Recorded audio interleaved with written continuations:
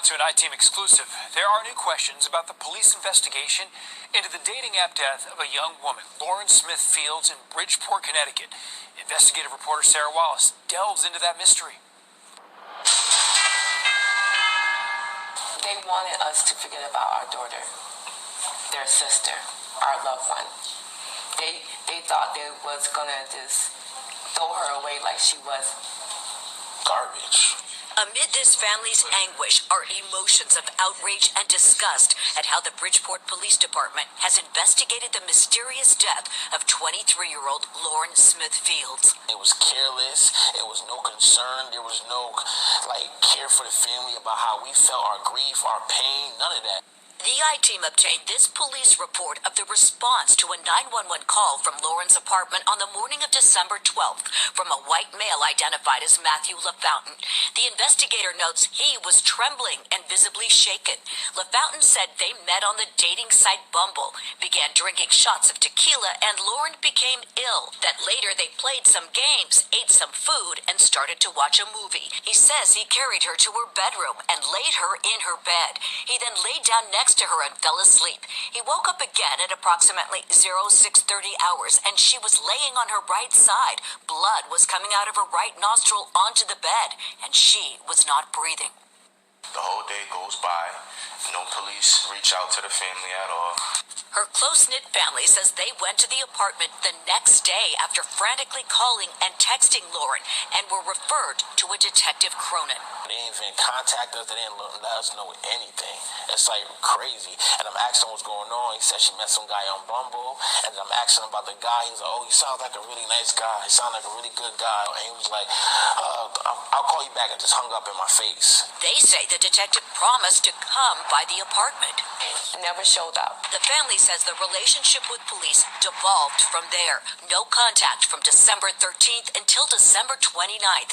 They returned to the apartment to clear out Lauren's belongings and claim a new detective came by to say he'd taken over the case from Detective Cronin. The detective said he effed up, he messed up.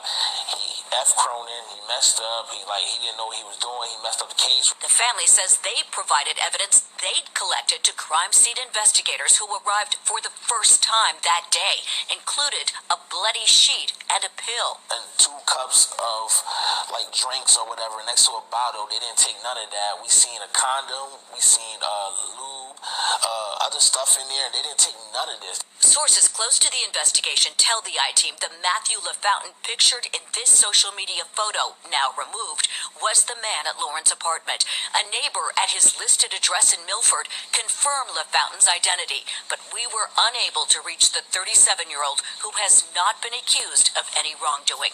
LaFountain's same image appeared under the name Matthew Thomas, now also taken down. Anyone that genuinely cared and they were there, the last person there, and they know that nothing bad happened, you would at least even reach out to the family yourself. Listen, I know I'm sorry for your loss of your daughter or your sister.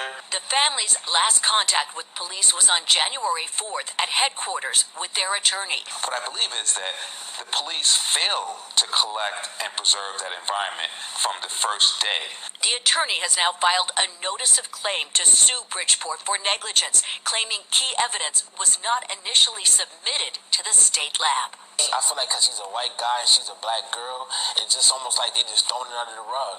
That night she was silenced, so now we are her voice. But we're here, and we're fighting. Police making an arrest 4 months after a man was stabbed to death in a Miami apartment. Officers taking the victim's OnlyFans model girlfriend into custody, saying she's the one that killed him. Local 10's Rosh Lowe joins us live from Miami with the disturbing developing details. Rosh. This case will come down to one thing, and it will be fascinating to see this play out. Was this a case of self-defense or not? The video, say prosecutors, shows Courtney Clenny punching her boyfriend, Christian Obumseli, in a private elevator heading to their luxury apartment in Edgewater. Just over a month later, prosecutors say Clenny stabbed Obumseli to death. The knife entered Christian's chest in a downward angle to the depth of 3 inches. Clenny goes by the name Courtney Taylor on social media. She is an OnlyFans model who had millions of followers. The arrest warrant spells out a tumultuous relationship with domestic violence on both sides. Their building staff and security documented so many incidents of arguments that management was moving to evict them. On the day in question, April 3rd, prosecutors say Clenny called her mom, who was on the phone at the time of the incident, they say. In the call to 911, Obumseli can be heard saying he is dying, and Clenny saying, "I'm so sorry, baby." But it gives restored hope that even though delayed, justice will still come. Detectives spent months looking into whether or not this was a case of self-defense. Clenny said she was thrown to the ground. Cops say there was no physical evidence of this. Clenny also said she threw a knife at Obumseli from 10 feet, according to police. But the medical examiner's office said a knife thrown at this distance would not have caused the fatal wound. In the arrest warrant, Clenny tells police, quote, "I do not think that this was, I don't know. I really don't know if this was justified at all."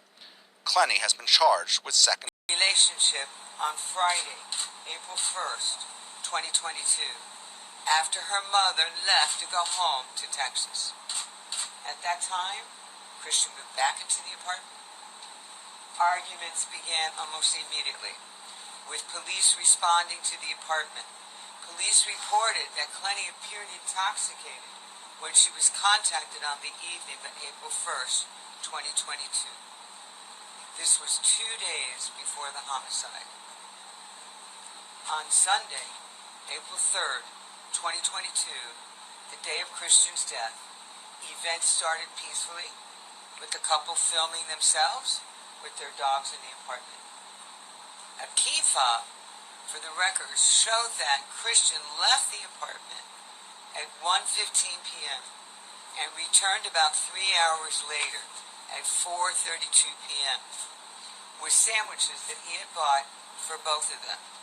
So what we've done here now, if you look at the screens, you'll see there a timeline. While you look at it, I'm going to try to go through it because the timing is very important to understand in this case. So at 4:01, Clenny called Christian. Then she goes live on Instagram. And then at 4:33 p.m., she called him again, shortly after posting the video. At 4:33 p.m., Christian walks into the apartment. 10 minutes later, at 4:43 p.m., Clenny called her mother. That call lasted till about 4:49 p.m., just over 6 minutes. At 4:49, Clenny made a second call, almost immediately, to her mother. They spoke until 4:56 p.m., a little over 7 minutes. I think at 4:57 p.m., Clenny calls 911. At 4:57, police officers exit the elevator at the unit. Christian's stabbing must have occurred between 4:33 p.m., when he returned to the apartment with those sandwiches, and at 4:57 p.m., when the defendant, Clenny, called 911. Also, at the same time during that period of time, that being 4:33 p.m. to 4:57 p.m., neighbors began calling the building manager about a disturbance at the apartment. Security called 911 at 4:46, notifying them of the disturbance. 11 minutes later, at 4:57, defendant Clenny called 911 to tell the police that Christian was suffering from a stab wound and needed help. On that 911 call, Christian can be heard in the background repeatedly saying that he was dying and he was losing feeling in his arm. Defendant Clenny is also heard saying, "I'm so sorry, baby." In her telephone statement to the police on the date of the incident, Clenny's mother stated she heard her daughter yelling at Christian, remember she's on the phone with her, telling him to leave the apartment, and she heard defendant Clenny saying that Christian was lying. Later, in her what we call post-Miranda recorded statement to the police, defendant Claney admitted to having caused Christian's injury, also provided several inconsistent accounts about the incident itself. After an argument, defendant Claney claims and says that Christian shoved her against the wall by the neck, and although he did not actually choke her, then she says he threw her to the ground but allowed her to get up. And it was at that point that defendant Claney went to a kitchen area and got the knife. As Christian sort of approached her, she threw the knife at him from a distance that she's estimated to be about 10 feet. The police observed no visible injuries, which would have corroborated her account, and she had no injuries. His black girlfriend into an unconscious state, and social media saying the story is being covered because the player is white. And to hear now, if you didn't hear about the story, it's really important to know that this is graphic, and we want to let you know everything possible and give you a fair warning. Former NFL star Chad Wheeler is under fire for choking out his girlfriend not once, but twice. The King County Prosecutor's Office filed criminal charges of first-degree domestic violence assault, domestic violence, unlawful imprisonment, and resisting arrest against Wheeler, the former Seahawks player. In the report obtained, he is accused of choking his girlfriend twice until she lost consciousness, which is pretty messed up to hear about. Now, in the report obtained by ESPN, the woman who was his girlfriend of about a few months said that she had called 911 after she had been choked out. She went to the bathroom and immediately felt that she was going to be killed. She told Kent State Police that she had fled to the bathroom after he threw her onto a bed and choked her out long enough for her to lose consciousness. At one point during this ordeal, she regained consciousness before Wheeler pinned her down and choked her back into unconsciousness. She woke up from the incident later on. And when she woke up the second time, Wheeler was there and actually went to her and said, "Oh, you're alive." And at this point, she went to the bathroom and was able to lock herself in there. The woman was able to message friends and family and overheard a conversation that would assume to be Wheeler's father that he was just chilling. You're just chilling when you just choked somebody out twice. That's not chilling. The police report went to state that they found the woman crying in the bathroom with blood all over her face. 3 officers attempted to detain Wheeler and ended up having to taser him. He called out, "I don't beat women," throughout the ordeal. Now, the girlfriend in this, she actually did report a lot of injuries sustained afterward. When they took her to the hospital, she was throwing up blood and there were internal damages to her body. So, a lot of people are really upset about this. There was blood on her face. She is black. It's really a big injustice a lot of people feel. Social media was quick to point out in the report that there was a claim that Wheeler was bipolar and it's not taking his medication. He was later released under a $400,000 bond.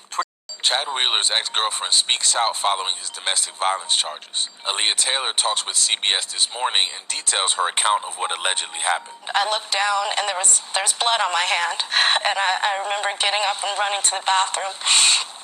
Chad was standing by the bed, by the doorway, and he was sipping his smoothie. I was like, "Wow, you're still alive." Aaliyah says she texted Chad's father and stated Chad was trying to, quote, kill her. I had texted his dad too and told him that Chad was trying to kill me. Chad's dad called him while he was eating and while I was in the bathroom. And he answered. And he didn't have any worry at all. And Chad was like, "I'm just eating dinner. Nothing's going on." And